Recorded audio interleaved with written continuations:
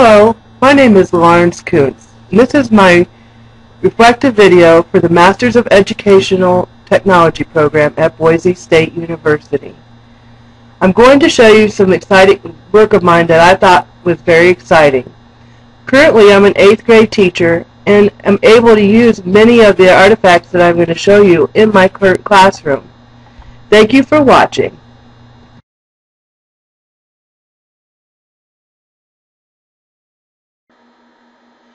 In my journey with Boise State, I started with 501 and 502, going from being nervous and excited to really understanding how to work the code. I remember 502 learning the code and working with projects and staying up until 2 or 3 o'clock in the morning trying to fix coding mistakes, getting frustrated when it did not pass the W3C, and getting excited when I finally learned how to fix the problem and it did pass.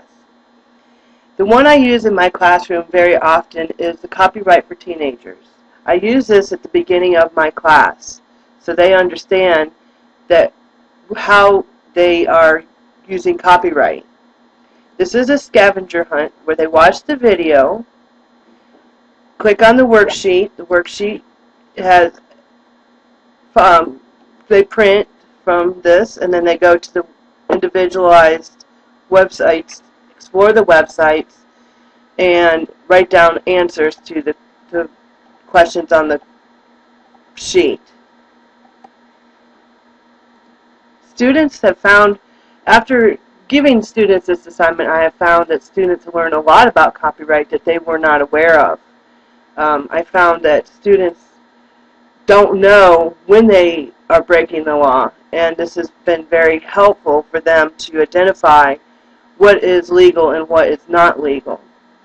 I've gotten really good feedback from the students on this web activity, and students really enjoy doing the worksheet.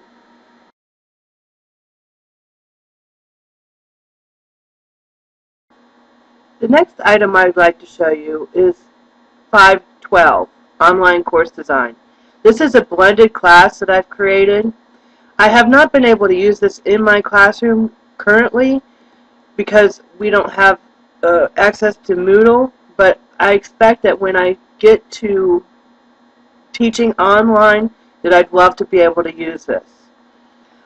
This took a lot of planning. I was not aware of how much planning goes into online course design, with the analysis of the learners and evaluation planning and the design planning and the summative evaluation. I've created a syllabus to go along with this, and it gives all the course objectives along with the resources of where, a schedule for when I was expecting to complete these modules, and a little bit about what the module is about.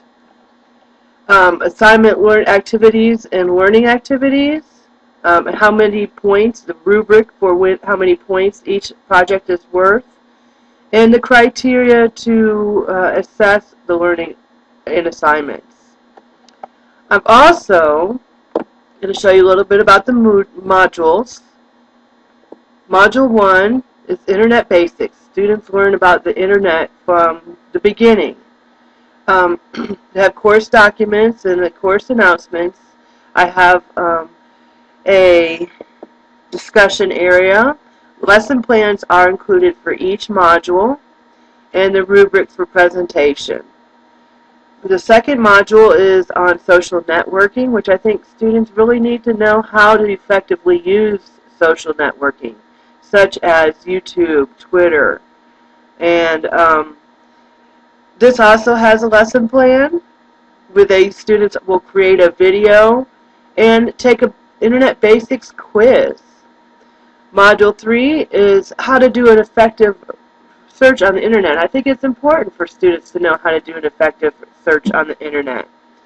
This comes along with the lesson plan, how to surf the web, what are good search engines, and students must evaluate a website and know how to evaluate a website. Module 4, online safety. I think it's very important for students to be safe, stop cyberbullying, and know if they've been cyberbullied, and know what to do if they are cyberbullied. And the last module is ePals. This is an online email account safe for students. I'm able to monitor all students' emails through this. I do use ePals in my classroom, and on this online course design, I've actually incorporated much of this into my classroom without having to use the Moodle. I teach about internet and social networking. I do teach about how to use Twitter and YouTube in the classroom. And I also do teach about how to use effective searches. And many of these websites I use in my classroom, I just am not able to use Moodle. And I do teach about online safety. I think students enjoy learning about this stuff and need to know about this stuff. So this is part of my lessons that I do incorporate into my classroom, just not through the Moodle.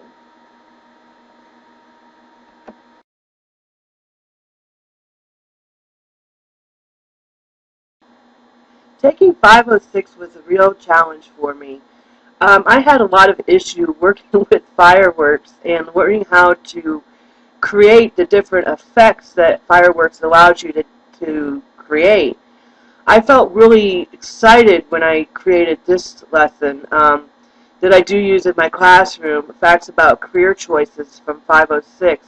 This is where I first learned how to create the rollover effects. And this was a lot of fun for me to create, along with a lot of learning for me. Students use the rollover effects and learn a little bit about career choices that they are able to learn about, and how to go about finding out a career for themselves. And then it's also linked to a website for teenagers about more information about careers. And then they can kind of get an idea of what they want to do as they grow and get older and start making choices in their lives. So I thought this was a lot of fun to create and very challenging for me.